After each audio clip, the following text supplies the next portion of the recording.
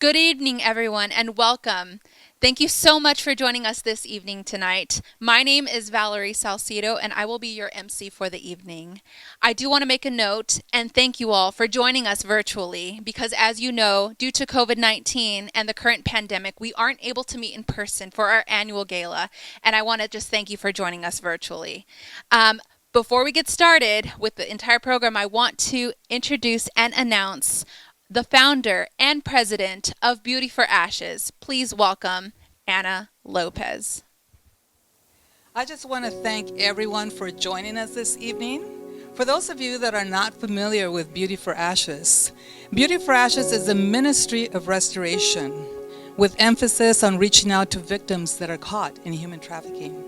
Our whole goal and our desire is to reach out, to rescue, and to restore one victim at a time from a life of human trafficking, to give them a future and a hope, to provide them with the right tools that they need in life so that they can become productive citizens. How do we do this? Well, we have different ways of doing this. We have our street team taking it to the streets. We are the boots on the ground. So once a month we go out there and we have direct contact with all of these girls. It's all about building relationships with the girls. We give out complimentary bags and we just instill value into them. It's really important that we instill value into them. They really enjoy the fact that we're out there. In fact, they're always telling us, please do not stop coming out. So we want to thank all of you for joining us this evening. But I also want to tell you this, that it is the power of we. We cannot do this alone. We need your help. We need you to stand with us. We ask that you would take a stand against human trafficking.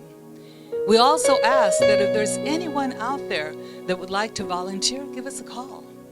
If there's anyone out there that needs help, or if you know somebody that needs help, give us a call. We thank you once again, and I just want to say, God bless you. All right, thank you so much, Anna. And now I would like for you to sit back and watch this video and see Beauty for Ashes in action.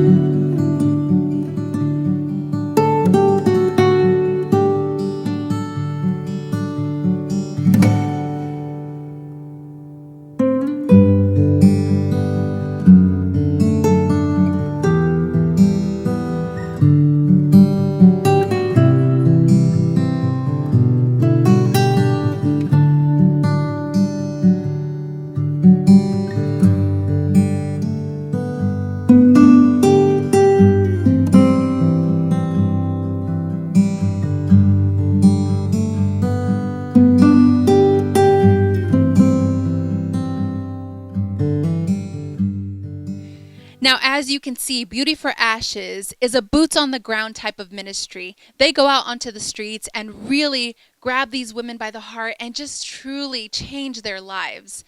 And now, I want to introduce to you Tamara Main, who is on the Beauty for Ashes street team and sits on the advisory committee. Hello. Let me just tell you a little bit about Beauty for Ashes and the street ministry that I've been a part of. Well, we go out there, we minister, we take gifts to the girls, we build relationships with them. We show them love. We show them that they're valued, that they're cared for, and we pray for them. And if they want help, we can get them help. And it's just been an amazing, wonderful experience all these years, 10, 11 years being out there. And it's a different, every time we're out there, it's different. It's never the same, ever. And it's just been an amazing experience. I'm so blessed to be in this ministry that I have been called to. And it's just the transformation in the women that want out that get help is just, it's fabulous. And I love it. And I wouldn't want to be doing anything else but being in Beauty for Ashes. I get extremely emotional because I feel the girl's pain that she's praying for, and it just touches my heart. I just want to save them all. But building personal relationships with these girls, they love us, they trust us. Sometimes it's just whatever's going on there. Sometimes they bring girls, we pray for them. It's just the experience is different every time we're out there, and it's amazing, absolutely amazing that these girls just, like I said, the main thing is we build trust with them, we build relationship with them, we pray for them if they want prayer, and it's just it's an amazing experience. I just am, like I said, I am so blessed to be a part of this ministry.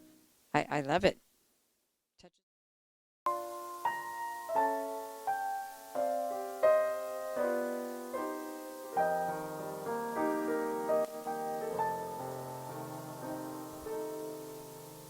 When you wish upon a star, makes no difference who you are. Anything your heart desires will come to you. If your heart is in your dreams, no request is too extreme. When you wish upon a star, as dreamers do, fate is kind. She brings to those who love the sweet fulfillment of their secret longing.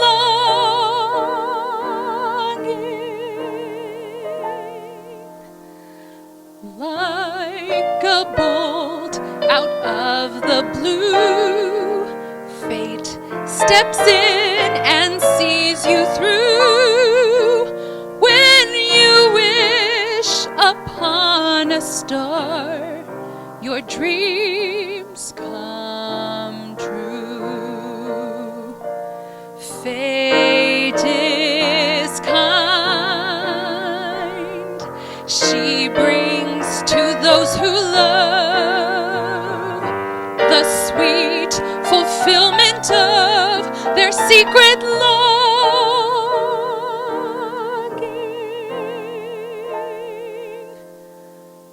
Like a bolt out of the blue, fate steps in and sees you through.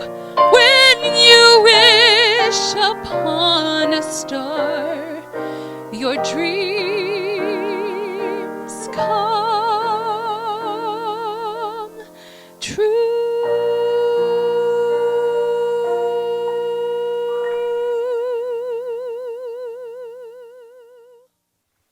Please welcome our next speaker from the Fresno Police Department. This individual also sits on board for Beauty for Ashes.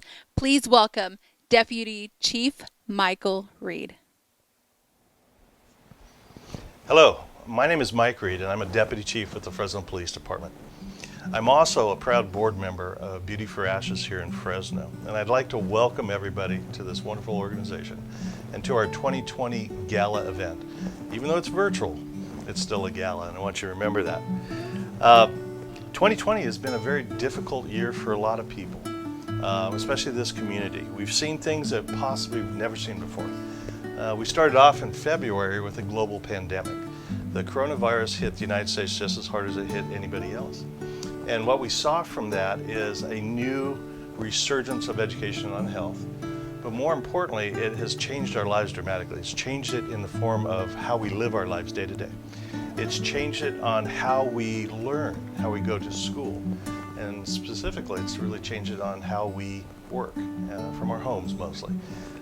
So in that respect, it's been a huge impact on our lives, and that's something we haven't seen in our generation. The other thing that we've seen this year is social justice has come to the forefront of most people's conversations. And what I mean by that is the issues of social equity, the issues of procedural justice, things like law enforcement's interaction with people of color in our community, and a mandate that those relationships get improved. That is significant. We've seen demonstrations to those effects, and sometimes those demonstrations have become violent. And when those become violent, it becomes a riot. And we've seen that across this nation like we've never seen it before, especially in my career in law enforcement. That is a significant thing, but it's only going to serve to make this community better. The last thing we've seen in 2020, again, it's a very difficult year, is we've seen natural disasters we've never seen before. Some of those natural disasters have been tornadoes. We just saw a hurricane go through Louisiana and Texas. And locally, what we've seen in the western United States is about 2 million acres of prime forest land being burned in this fire season. In fact, Fresno in our community right now is working with the California Department of Forestry up at the Creek Fire, which is in the Sierra Nevadas just outside of Fresno. And what we're seeing there is a loss of life. We've seen a loss of property, and we've seen 200,000 acres go up in less than 5 days. It's a significant event, and it's impacting our air quality here in the valley and around the state.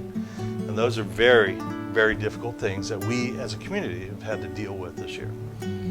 And even though we get hit with these major events, one of the things that we need to remind ourselves constantly, there's other equally devastating issues that we have to deal with in our community. One of those, and it can't be overstated as significant, is human trafficking. And that's what we're here to talk about today. Human trafficking, by any definition, is basically a modern version of slavery. As unfortunate as it is, the United Nations has estimated that almost 40 million people globally are involved in either human trafficking for sexual exploitation or for work. That's 40 million people across this nation. By comparison, the COVID pandemic, which is equally devastating, has only touched 27 million people, 945,000 as of today. So you can see the impact on an annual basis of things like human trafficking for sexual exploitation. The sad part of that number is that less than 1/2% of all those 40 million victims are being actively investigated by law enforcement because we simply don't know where they're at or who they're dealing with. It's the dark shadows of society where this crime is allowed to occur, and it's something that's devastating and something that the Fresno Police Department focuses on specifically. Human trafficking, you might ask, why? Why is it that many people? It's because of the economic impact of it. The United Nations, in a transnational organized crime committee, determined that about $150 billion is generated every year from just human trafficking alone.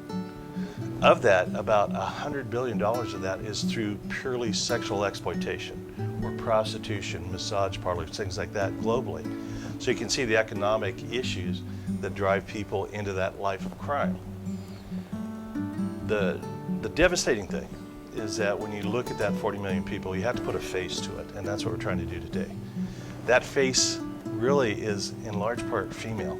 71% of those 40 million people happen to be adult females, but in large part they're children between the ages of 12 and 14. That's a crime in and of itself. Not only are we victimizing adults who we hope can make decisions, but we're dragging children into this thing, and that's equally devastating. In fact, I would suggest that that is more devastating. Yeah. So you might ask, those are numbers, right? But really, does that really impact us today? Is that something that we need to be concerned about? And my answer to that is simply yes. If anybody in this nation has opened a paper in the last couple of days, what you've seen is headlines by the U.S. Marshal's Office who have done sweeps in the Midwest, and you think, Midwest, that's not an urban population area, that's the heartland of the country. But in Lansing, Michigan, in Cleveland, Ohio, in Indianapolis, Indiana, U.S. Marshals have rescued in something called Operation Safety Net over 140 children, at large, endangered children, and taken them back and rescued them from, in large part, sexual exploit trafficking, right? Human trafficking. These are children that are missing, and most of them are our most vulnerable populations, but they're the ones that are being impacted the most from this. It's a devastating, devastating time. Now, U.S. Marshals aren't doing this alone. They're working with local, state, and federal law enforcement authorities to do this. But this is just the tip of the iceberg. It absolutely is. At any given time in the United States, on a single day, there might be up to 230,000 endangered missing children in the United States alone, right? That's twice the size of Clovis, to put it in perspective. That's a dangerous thing. So, how do we bring that home? Is that affecting Fresno? We talked about Midwest, we talked about globally, but is it happening in Fresno? I'm here to tell you, yes, it is, in case that point is lost on anybody. Last year, our Vice Intelligence Unit, which is the detectives with Fresno PD that are actually in charge of investigating these type of crimes, they made 299 arrests for sexual exploitation. Of those, 99 of those arrests came from people that were being brought into Fresno that worked in massage parlors. Massage parlors where they offered sexual services. That's a crime. That is absolutely a crime. And you look at it and you go, well, somebody's paying for that. It's a victimless crime. And it really isn't, because every one of those people that are involved in human trafficking, for whatever reason, can't get out. Think of it as modern slavery. And we put them in these shops, whether it's a sweatshop for labor or whether it's a massage parlor for sex. We're putting them there against their will. And they're having to perform against their will. That is a crime. So, in addition to those 99 massage parlor arrests, we also made 15 arrests just for purely human trafficking. And again, let me put a face to this. It's really important to understand what it is we're talking about. So in January of 2019, our detectives get a call from a 16-year-old in Southeast. So patrol rolls over to there, and what they do is they find a 16-year-old, and we think it's a runaway. That's the case that we're looking at. And this 16-year-old starts to tell these police officers a story about how she came from a group home in Bakersfield and how she ended up in Fresno. And that story involved a 26-year-old man. She left, came to Fresno because it's a bigger city than Bakersfield, with her 14-year-old sister. They get picked up at a bus by a stranger that they know nothing about. And the stranger, who's 26 years old, ends up putting them into prostitution immediately. So in 2 days, these people had turned over, and we call it a trick. Every time there's a service for pay, it's called a trick. They had turned over 100 tricks. A 16-year-old and a 14-year-old in 2 days. Then this 26-year-old decided, I don't need them anymore. So he sold them to another pimp for $4,000. So if I haven't made the point that this is modern day slavery, that should make the point. We sold people from one pimp to another pimp for $4,000. So the officers got the name of this, they investigated that, they found out both of them were from the same group home, and we gave them counseling, and we took them back to Bakersfield to go to the group home. We arrested the two 26-year-olds for pimping charges for human trafficking. So we thought, we've done some good. Fast forward, in July, we get something from what's called the Human Trafficking Hotline. And that Human Trafficking Hotline said there was a report of a 14-year-old in Fresno that was turning tricks, basically putting herself out there for prostitution through social media platforms. So what we did is we took our undercover officers and we went and we posed as people that want to participate in underage sex activity, criminal activity. And what we did was we met them at a local hotel. And so undercover officers went and posed as a John, someone that's going to partake of that. And we had officers in marked units to go stop the person. Turned out he was a 39-year-old parolee on parole for sexual offenses. But this parolee, to dodge getting arrested, rammed purposely one of our police officers. We caught him later on. We charged him with assault with a deadly weapon, but also the human trafficking. And we found out that that 14-year-old was the same 14 from January. It's the same girl who ran away one more time from Bakersfield. So again, we put her in a treatment program. We take her back to that group home and we say, you have to take care of this. You have to make sure she doesn't run away again. So we had their assurance. In July of that year, we get one more call from a grandmother who is associated with the 14-year-old and the 16-year-old. And she says, hey, I'm afraid my kids are doing this again. Now, she'd relinquished control over to the group home, but she still had contact with them. So the grandmother provided us with a cell phone number. We acted again as detectives to try to convince her to do a sexual act for money. We met the 14-year-old at a location at 2nd and East, which is southwest Fresno. And we did, again, an undercover operation where we went in as if we were going to pay for sex with minors. And what happened? Well, we found out that not only was the 14-year-old there, but she'd brought another 16-year-old from the group home back with her. And both of these people were performing sex for money. And so what we did was we arrested that time a 38-year-old male. And the one thing I want to impress is this is not a culturally or race-specific crime. All four of the pimps in this case, 2 of them are Hispanic, 2 of them are Caucasian. So these are people that are really violating these youngsters for their own profit, for their own personal gain. So think about this. In 12 months, we did 4 cases, 4 different pimps, 4 different human trafficking cases, right? And we rescued 1 gal 3 times and 2 people 1 time and brought them back. Now, thank God, haven't had any more contact with the 14-year-old or the 16-year-old, but you see the complexity of these type of investigations.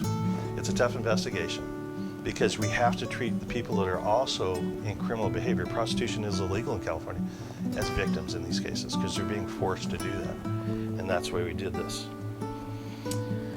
This case and the many, many others that we're currently investigating really shows difficulty in this area. It really shows that we're only making a small dent in a tip of an iceberg. And that is why organizations like Beauty for Ashes is so important to this cause.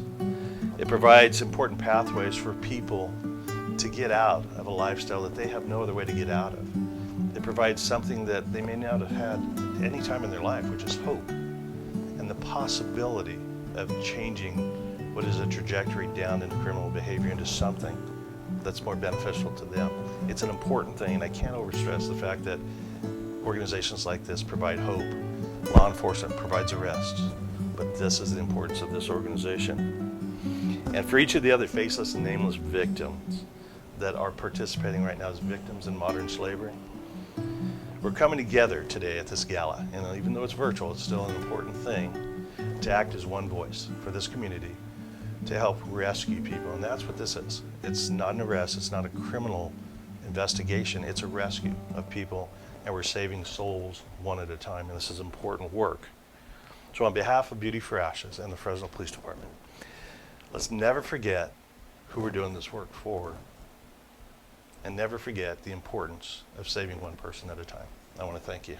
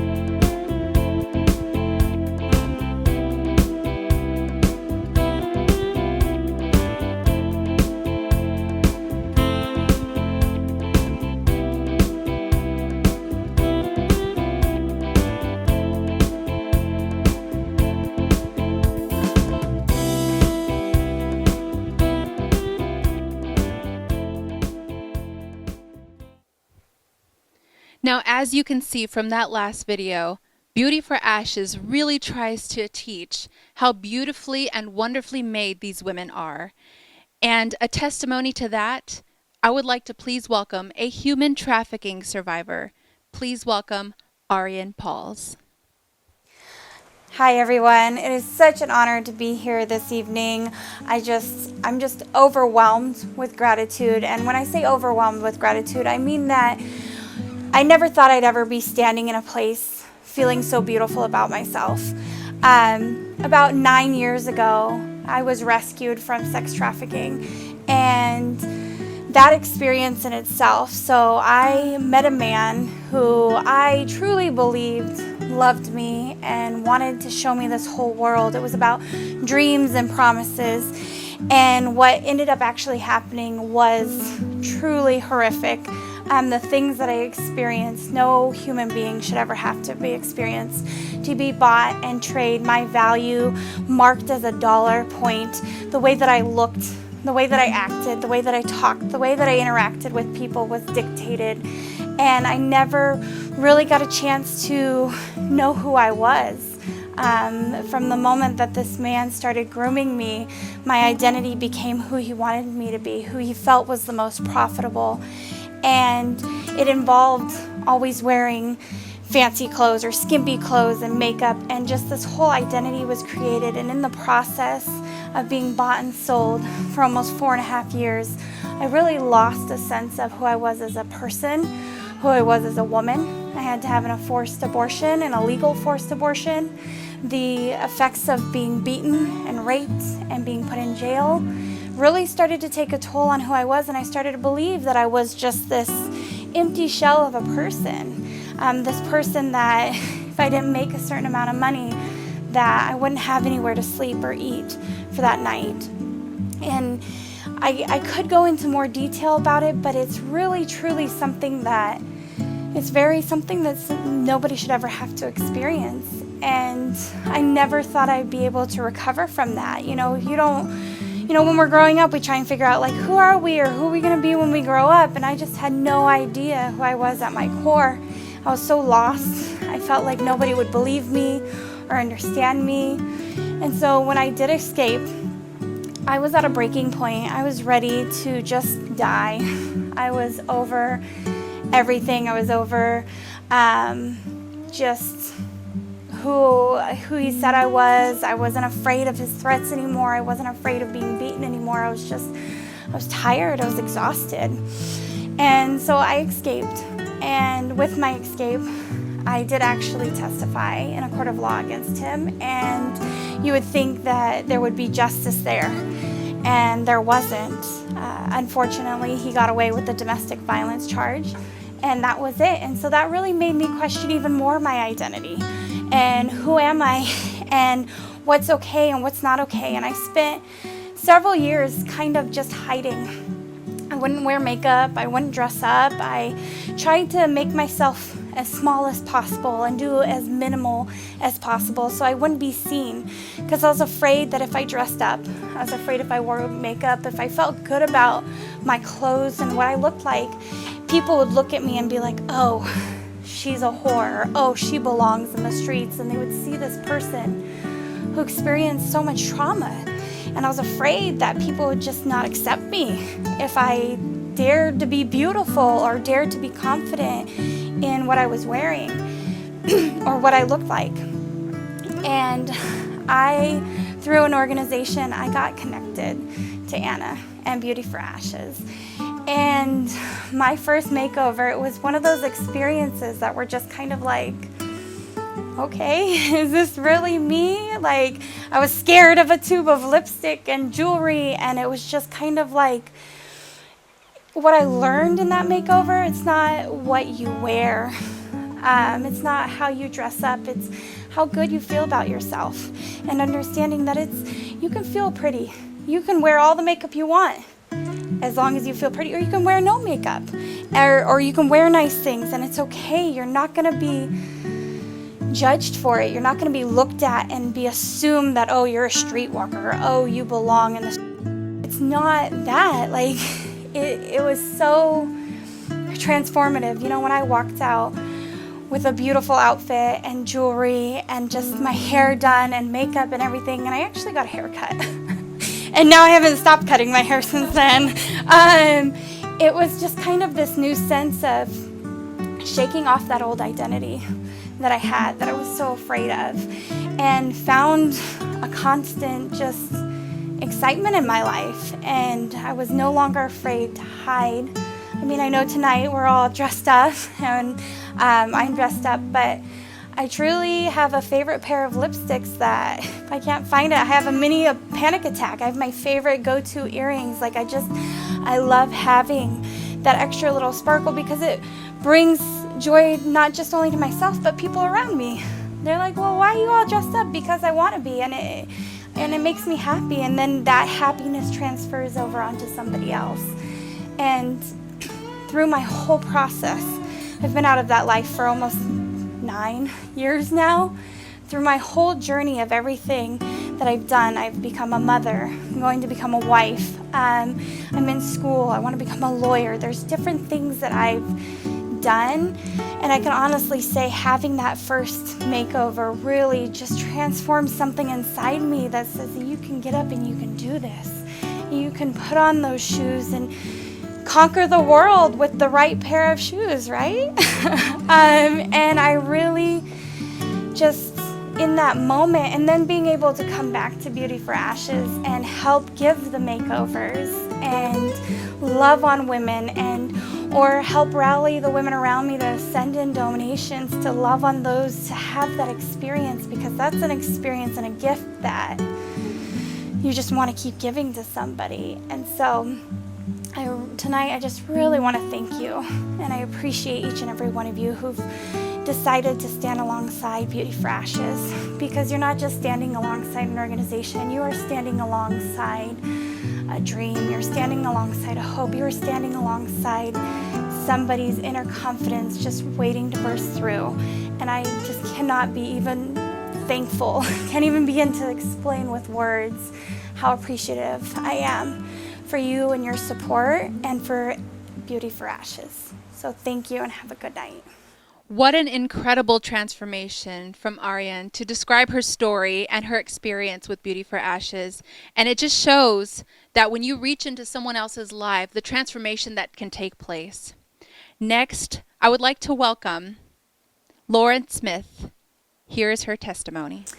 So I personally have been touched by the Beauty for Ashes ministry, and I'm connected to a women's recovery home in Fresno, and I personally have went through the home myself, and a few years ago I was blessed to receive services from Beauty for Ashes, and it was just such a blessing that met me in that place where I was still struggling with my confidence and overcoming addiction and everything that goes along with that lifestyle, and to be encouraged by women who have walked in that path and are able to speak into that place was just so amazing.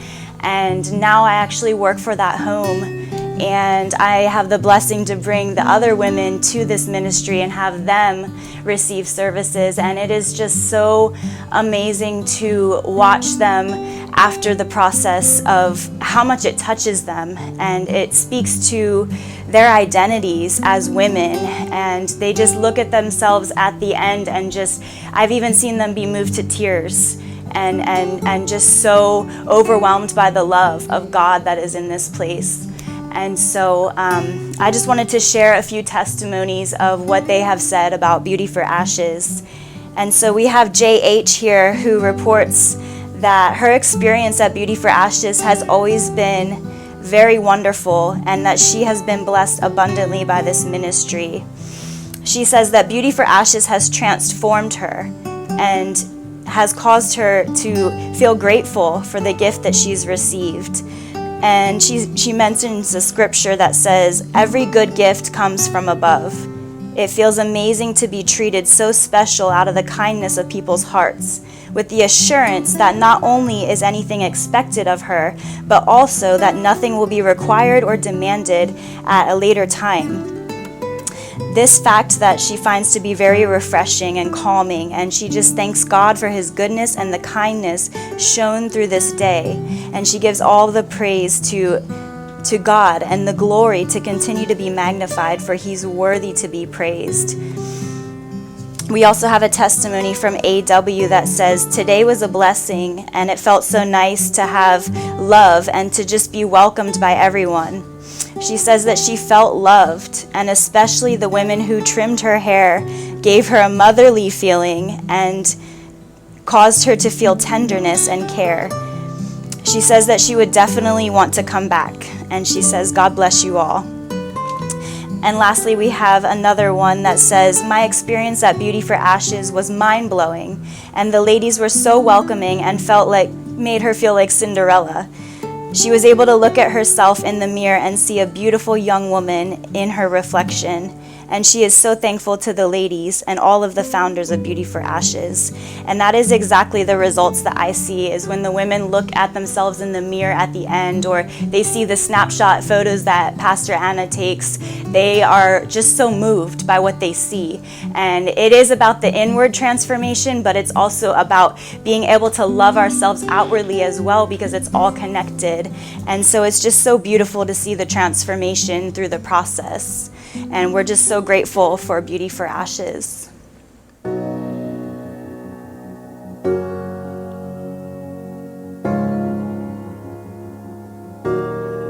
You are not hidden.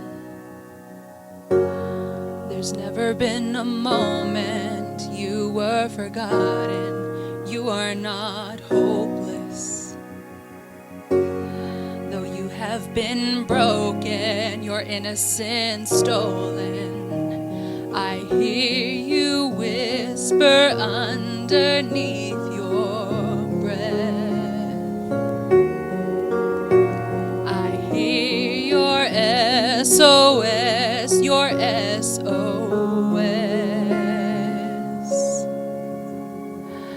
I will send out an army to find you in the middle of the darkest night. It's true, I will rescue. There is no distance that cannot be covered over and over. You're not defenseless. I'll be your shelter, I'll be your armor. I hear you whisper underneath your breath. I hear your SOS, your SOS.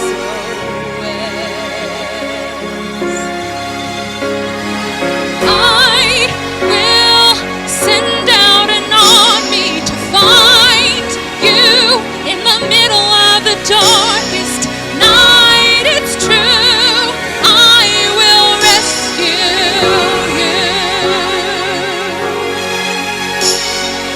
I will never stop marching to reach you in the middle of the hardest fight. It's true, I will rescue you. I hear you whisper underneath your breath. I hear you whisper you have nothing left. I will send out an army to find you in the middle of the darkest night. It's true, I will rescue you.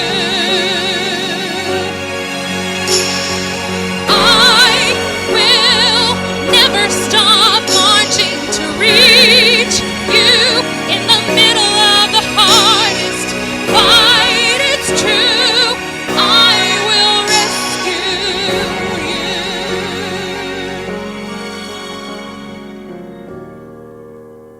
Oh, I will rescue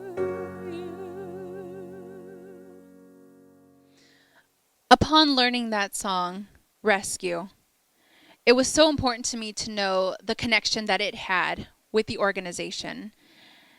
The part that says, I will send out an army, that's truly what Beauty for Ashes does. They send out their people, boots on the ground. They go and they touch these women's lives and they transform them. And it's amazing to hear all of the testimonies and everything that goes on within the organization, how they glam up their girls and how they make them feel so beautiful. And that's so awesome to be a part of. I just want to thank the committee and all the production team for putting this virtual gala together. And thank you so much for allowing me to be a part of this evening. If you would also like to be a part of the change in the lives of these women, you can do so by going to the website www.beautyforashesht.org. Thank you so much and have a good evening.